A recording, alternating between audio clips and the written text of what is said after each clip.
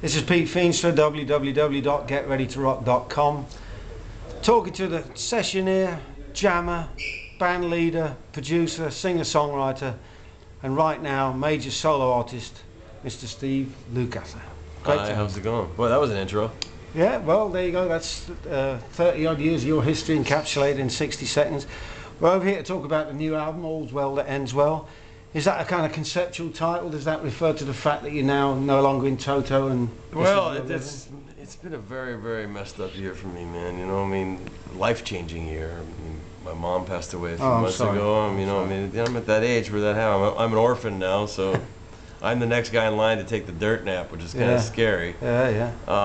Which you kind of did in Toto. Yeah, well, you kind of took the run with the ball and everything. Yeah, I ran with the ball and that until we couldn't do it anymore. But we did reform for a moment this summer to help our brother Mike Bacaro, who has ALS, which is a debilitating disease, and medical bills, family, and just try to help a friend out. You know what I mean? And so the core high school friends, David Page, Steve Bacaro, myself, and Joseph Williams, who went to school with us, who's still got a great voice. We hadn't worked together in 22 years live.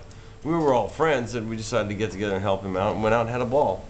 We're not going to reform, but we may do a few shows here and there once in a while. Were they fun? I mean, they were a blast. We were doing 25, 30,000 people a night, young kids. It was like, where did it come from? But these songs get played on the radio every day, you know?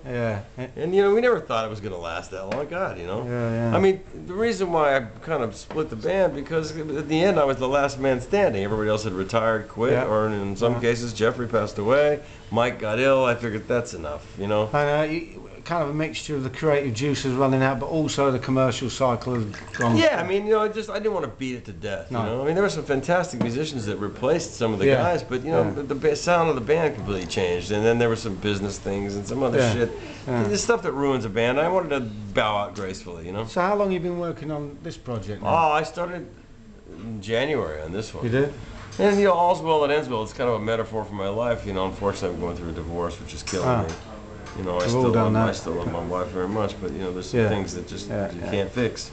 So we're still friends, obviously, and we're gonna have it. And I'm gonna be a dad again on top of it all, so it makes it even weirder. So when you say that this album's your most personal album, is that? Well, I wrote all the lyrics. I mean, that's the first time. You know, I mean, not all of them, but like 85% of the lyrics were just me. You really worked on that because I was the music guy. Yeah. I mean, I'd write a lyric or two here and there, but like, you know, as far as, you know, full time, I mean, I have a lot to say. Looking at it from a personal standpoint, if you listen to the lyrics, you can kind of hear me falling apart. And then also there's a few political kind of things, like I'm looking at the world going, what the hell happened, man, you know? What happened to peace and love stuff? You know, we're all supposed to be flying around like the Jetsons, you know what I mean? Like, you know, and everybody's getting along, but it seems to be going backwards as opposed to forward.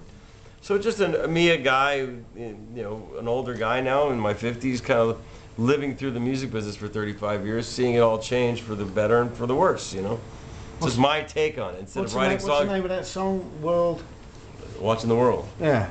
Watching the World, which is what that's about. Yeah, I'm just sitting there watching everybody. Funny lyrics too, by the way. You should check it out. Real funny lyrics. Well, I'm a funny guy. What can I tell you? But this album is full of all your strengths. It's got a kind of blues core to it. There's funk, there's fusion, there's rock.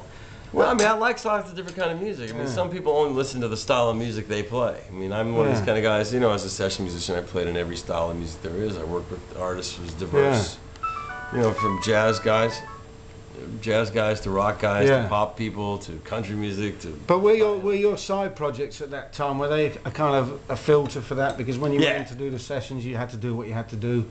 Well, I mean, when you were in Toto, you were doing what was expected, I guess. Yeah, I guess, you know, the thing is like I like lots of different kind of music, so my brain is a sponge for everything I listen to from the first Beatles record to now. And everything in between. You know, so it kind of sneaks into my music subconsciously. And you got into sessions very early. You were 15, I think, when you first. I was 15. I was 17, 18. That's when I first. But you were taking all kinds of courses, kind of thinking about doing that sort of thing. Yeah, I took. You know, I mean, I played by ear from the time I was 7 to the time I was about 14, and then I realized I hit a wall, and I wanted to really learn about music, and I really dove into my studies for about 4 years, and then all of a sudden I was fortunate enough geographically and also given the opportunity, you know, meeting the Bacaro brothers in high school was a life-changing event, and they're still my family. Matter of fact, Mrs. Picaro, their mom, was kind of taking me. We were at a wedding together, and I said, well, my mom's gone. I don't have anybody. I go, will you be my mom? Wow. And she gave me a big kiss on the cheek. She goes, I'll always be there for you. There's two tracks on the album, On My Way Home and You'll Remember, which are heavily reminiscent of Steely Dan. Is that a throwback to... Oh, man, it's one of my favorite bands of all time.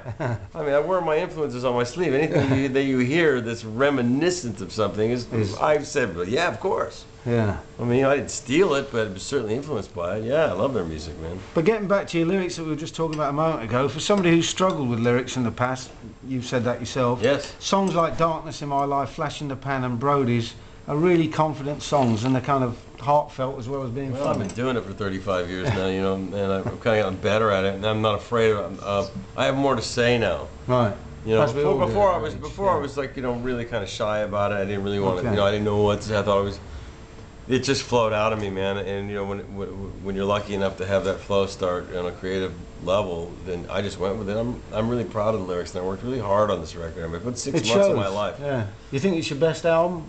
Well, you know, it's kind of cliche to say that, but I think it's my most mature record. You know, I wasn't trying to be the flashiest guy in the world. I wasn't trying to be cheeky or write a hit single or something like that. It's just an artistic statement, you know. I mean, I hope people like it. So far, the reaction has been very positive. Did you set out to make it different from what you've been doing with Toto, specifically different? You know, the thing is, I mean, Toto is the group of guys that sit in a room and play together. There's a certain sound. It's part of my DNA, my musical DNA. So it's gonna, if something is reminiscent of that, because I sang, wrote, played, and produced part of it, then yeah, it's gonna be there. Yeah. I can't help that. That is what it is. But I mean, it's got I'm also, you know, I'm very protective of that legacy, which is why when I go out on solo tours, I don't do Rosanna, Hold the Line in Africa. I mean, even though I could do legitimately do it, to me it cheapens the legacy of the band. You know, when the band plays those songs, it sounds like the band. When other people do it,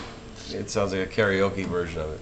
And I have, like, you know, 22 years worth of solo material to play live, so I'd rather just be known. I'm really constantly trying to separate myself from that, you know what I mean? That's a good point. I'm proud of it, and when we get back together, every once in a while I'll do it. It's fun again. And now you're co-writing with C.J. Vanston? Yeah, C.J. That's a new kind of relationship you've developed. I mean, how did that Well, we've known each other for 22. He worked on my first solo album as a keyboard player, and then he's gone on to work and produce and write for Tina Turner, Joe Cocker, tons of artists. He does all the Chris Guest movies. Right. But it actually work as a songwriting duo? Yeah, I mean, we've never done it before. So like when we went in the studio together and started writing, it was something really magical, for lack of a better term. It was so natural. We just flowed right through it. And it was we had a great time. And so all of a sudden, like the first one was like, that was great. That really was a lot of fun. Let's come back tomorrow. Let's see what we get. And then all of a sudden we got on a roll, and the creative juices started flowing, and we got a vibe going. The next thing you know, we had like 6 tunes. It was like, wow. So then I went to lyric school. I was on the road doing a fusion project with Robin Ford, Daryl Jones, Randy Brecker, Bill Evans, Rodney Holmes, and I had time. I quit drinking and smoking and doing all the crazy stuff, so I had a lot of time to sit in my room and do something more constructive besides nurse a hangover. And I was writing a lot of words. And what about your relationship with Fee Waybill? That goes back to the early 80s. Yeah. Is it 30 a case, years. Yeah. Is it a case you just worked together when you could? Well, we're very good friends, and I think the world of him. And he's got such a biting wit about him. So those songs that we wrote together, Flash in the Pan is just our piss take on the whole paparazzi thing. I mean, you know, really, it's gotten so ridiculous. I mean, people are famous for nothing now. Yeah. Well, and I have friends of mine that are actors and stuff that are really famous that get really bothered by these people. There's a show called TMZ in America where they just try to catch celebrities doing stupid things, and then they make fun of them on the TV. It's like, well, you put them in the position to do that. So we make fun of that whole thing, you know. Yeah, and you do it. And he does it. Well, he always has a really biting. Well, I was going to say, did the satirical edge come from him specifically? Yeah, for sure. I suppose it did. Yeah. And as a guitar player, perhaps a little bit unusual because you compose on keyboards, don't you? Is that one of the reasons? Well, some of it. I played a lot of guitar. I wrote a lot of guitars because CJ's a keyboard player. So there would be redundant, you know. Yeah. So consequently, I got a lot more interesting guitar riffs with the ambient keyboard thing. What's missing is the piano sound. Right. I try to stay away from that because that's rather Toto-esque and David Page vibe, you know. Even though I love that stuff, I just went. This is a little darker record, all the way across, musically and lyrically. You know, I mean, it's just a. And Darkness in My Mind is a Darkness in My World. In My World, excuse me, is the perfect example of that. Really, you've got really strong melodies there. You've got great guitar work. Thank you. Was it a struggle to balance the two out? No, I didn't think about it, man. I mean, I don't. A lot of people ask me, do I think about it, or was it a struggle or something like that? No, it made sense to me at the time. Yeah. I heard something and I started to play something and it went like that, and it worked. Yeah. So you don't argue when it's working. Why argue with it? Yeah. And Brody's is another very, very strong song. I wrote that with my old songwriting partner, Randy Goodrum. We've been writing songs. One of the first songs we ever wrote was I'll Be Over You, which was a big ballad hit for Toto. Yeah. But, you know, I was in Nashville earlier in the year. Okay, and the songwriting. And he lives there, so we came up with that. And it's just another take on the political thing. There's all this extreme right, extreme left.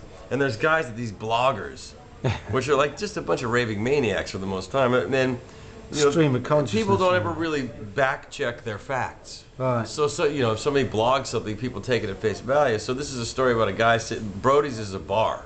Right. And there's a guy who's just drunk, sitting on his computer on a Wi-Fi, looking at CNN and looking around the room, making, you know, judging people and assessing, you know, like what it's all about. He's just a fool. Yeah. And whatever happened to everybody trying to be nice and peace and love and hippies and all the stuff that we grew up with, it kind of seemed now there's all this hatred and racism. We've gone backwards, not forward. That's kind of a take on a lyrical take on a bluesy kind of a riff, you know.